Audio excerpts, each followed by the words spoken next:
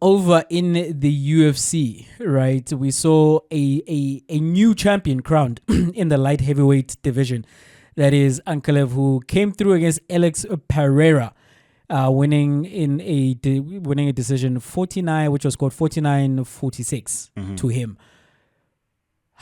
What did you make of the fight? And is this result surprising, considering Pereira is maybe the most dangerous man in the UFC at the moment? It's very interesting when you think about the fact that everyone kept saying, give Ankalaev a chance, and then you get Jamal Hill. Give Ankalaev a chance, then you get Prohaska. Give Ankalaev a chance, then you get, who's the last guy who was beaten?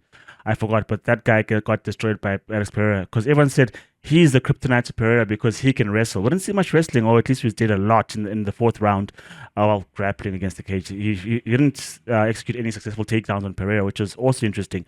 But I never saw Ankalaev as the kryptonite. I saw him winning his fights. I saw him as the guy on a winning streak, someone who deserved the chance. But as the guy who definitely do the job, I didn't see him as that. But people who clamored for Ankalaev were definitely right about something, that he's got what it takes to get the belt. And with Pereira, Jay, if we're honest, and personally for me, I don't like guys who just have a bomb in one hand because I feel they rely on that. And it's just been that he's been able to throw that bomb at everyone and it explodes. It goes off and the fight is done. Because he never threw that left hook. He never did the entire fight. He never got a chance to. And the question is, if you don't have that left hook, what else do you have? And so he was exposed. Because oftentimes that's what MMA does. If you have one discipline, you're very good at that, just one discipline. Sometimes when someone else says, do you have this in your bag? And you're like, no, you get to suffer and we get to see that. But I think Ankalaev, Jay, that performance was proper. For me, I had it 4-1. For me, by the time the fourth round ended, for me, it was decided. I didn't even need to see the fifth one. You just needed to avoid getting knocked out for me. Because the pressure was there, the combinations was there. And I think the difference for me in judging is that Pereira threw a lot of leg kicks. I don't think leg kicks win you rounds. They give you it's an investment in terms of the guy won't be able to stand and throw properly. The guy will be hampered late in the round. But I don't think it's eye-catching versus someone who's punching you in the face, someone who's kicking you to the body. So for me, he had a whole lot more action that won him the favor of the judges. So for me, Jay, not so much so surprised in terms of this is the guy that I was said to be the boogeyman, but the performance that he gave out in terms of shutting him out and not giving him space to breathe, that I was surprised by. And yeah, I think he'll reign for quite a long time. McGregor, Oliveira, Volkanovski, Pereira, if you put a bearded Russian on the other side of them, these dudes just get it done. These Daegestan dudes, Chuck, are just world beaters. Like, and it seems as if just give them a chance. And what is going to happen, the thing that is inevitable is that they're going to be champions. Because here's another one from that stable who's been crowned a champion in the form of Ankalaev. In terms of that fight, Chuck, I did think Pereira won the first round as he was throwing those kicks. But when he got rocked in that second round with the right hook, I believe the writing was on the wall. Yeah. And what was so surprising for me was Pereira's performance in terms of he was so hesitant. One of the things I think in his last fight that we spoke about that I mentioned, it feels as though he's punching and kicking all at the same time because of his kickboxing background, right? You have to watch out for the strikes, and as you say, because he has that bomb in his right hand, and you're anticipating that he's going to throw that at some point, and he's going to hurt his opponent because that is his best chance at winning the fight. That's how he's won his fights.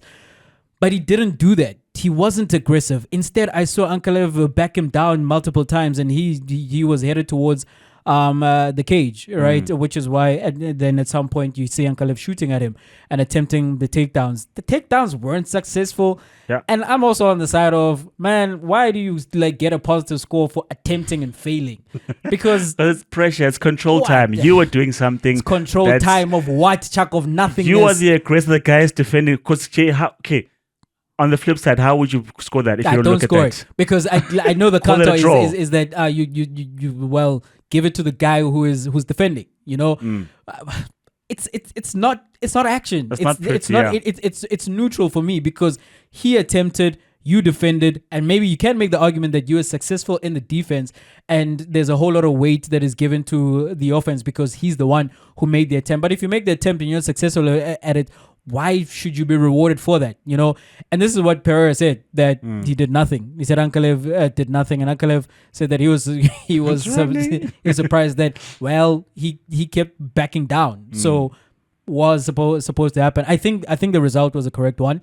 As I'm saying, it was a disappointing fight from Pereira because I expected so much more, especially when you hear his corner say, which is what I thought as well, that you are behind on the card. You know, they say it might be 2-2, whereas I think it was 3-1 at that point.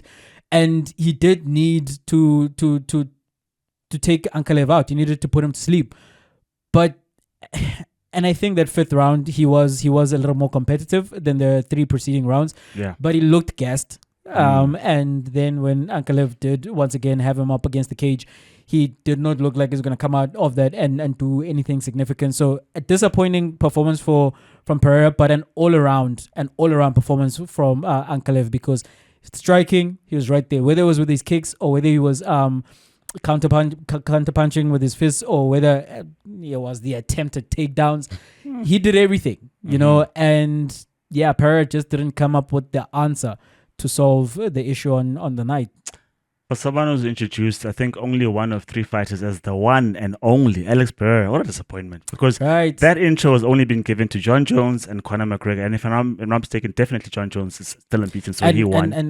But then, Chuck, when you consider Conor McGregor and what's happened, yeah, maybe I'm seeing it through the lens of today. But when he was at his absolute pomp, two-division champion and being the face and the biggest star, biggest draw card ever in UFC, he deserved that. So Pereira getting that and then putting on that kind of performance, I'm with you, is disappointing. Yeah, there was footage of Dana White looking at the scorecard from Bruce Buffer, and he was not happy with that. It seemed, because you've lost your star. That guy was active. That guy was the face of light heavyweight.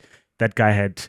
I mean, what do you do with that tagline, Sharma? Because now Sharma Ule is fallen off, but while he's the king of light heavyweight division, he's got the crowd captured. He's got everyone eating out of his hand. But now that he's fallen, it's very, very, very disappointing. But we'll see how that goes. There's probably a rematch in the works. They have to rematch. They have to, no? They have to. He needs to go redeem himself, man. But the Russians, Jay, the Russians just don't give up when it comes to MMA. And it's interesting with Dana White being friends with Trump and everything being pro-America, and the UFC, given enough times, the Daegestanis will rule the UFC. What do you do then? But that's an argument for another day.